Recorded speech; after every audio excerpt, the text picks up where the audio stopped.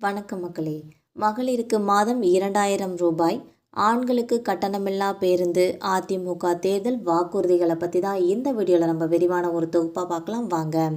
மகளிருக்கு மாதம் ரூபாய் 2000, ஆண்களுக்கு கட்டணமில்லா பேருந்து உள்ளிட்ட அதிமுக தேர்தல் வாக்குறுதிகளை அதிமுக பொதுச் செயலாளரும் முன்னாள் முதல்வருமான எடப்பாடி பழனிசாமி அவர்கள் இன்று வெளியிட்டுள்ளார்.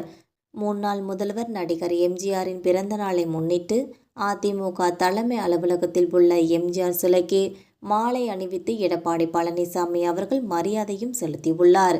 சட்டசபை தேர்தலுக்கு இன்னும் 2 மாதங்களே இருக்கும் சூழலில் அதிமுகவின் முதற்கட்ட தேர்தல் அறிவிப்புகளை எடப்பாடி பழனிசாமி அவர்கள் அறிவித்துள்ளார். எடப்பாடி பழனிசாமியின் அவசர அறிவிப்பு மிகப்பெரிய எதிர்பார்ப்புகளை ஏற்படுத்தியுள்ளது. சட்டப்பேரவை தேர்தலை எதிர்கொள்ளும் வகையில் முதற்கட்ட வாக்குறுதிகளை எடப்பாடி பழனிசாமி அவர்கள் சனிக்கிழமை வெளியிட்டுள்ளார்.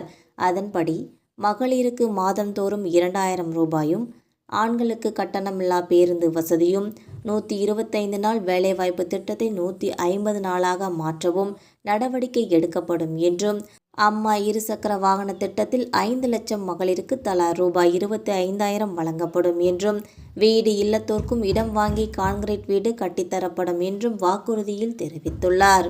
வாக்குறுதி அறிவிப்புகளை தொடர்ந்து தமிழகத்தில் உள்ள நிதி சுமைக்கு மத்தியில் இந்த அறிவிப்புகள் எவ்வாறு சாத்தியமாகும் என்பது பற்றி செய்தியாளர்கள் சந்திப்பில் எடப்பாடி பழனிசாமி அவர்கள் பேசுகையில், நாங்கள் ஆட்சி செய்யும் போது ரூபாய் 5.18 லட்சம் கோடிதான் கடன் இருந்தது. கரோனா காலத்தில் கூட நிதிச்சுமையை குறைத்து கொடுத்திருக்கிறோம். ஆளும் கட்சிக்கு திறமை இல்லை, எங்களுக்கு திறமை இருந்தது. நிர்வாக திறன் இருக்கும் அரசு இருந்தால் நிதிச்சுமையை கட்டுக்குள் வைத்திருக்கலாம். நிர்வாக திறனற்ற அரசு இருந்தால் அதனை சமாளிக்க முடியாது என்றும், 2ஆம் கட்ட தேர்தல் அறிக்கைகளை வெளியிடும் போது அதில் பல்வேறு அறிவிப்புகள் வெளிப்பட உள்ளன.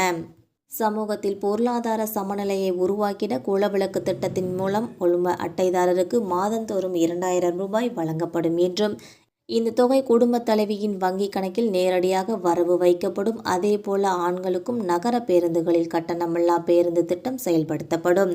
தற்போது இருக்கும் மகளிருக்கான கட்டணமில்லா பேருந்து திட்டமும் தொடர்ந்து செயல்படும். கிராமப்புறங்களில் வீடு இல்லாதவர்களுக்கு அம்மா இல்லம் மூலம் அரசு சார்பில் இடம் வாங்கி வீடுகள் கட்டி கொடுக்கப்படும். நகர்ப்புறங்களில் வசிக்கும் வீடுகள் இல்லாதவர்களுக்கு அரசு சார்பில் இடம் வாங்கி அடுக்குமாடி குடியிருப்புகள் கட்டித்தரப்படும்.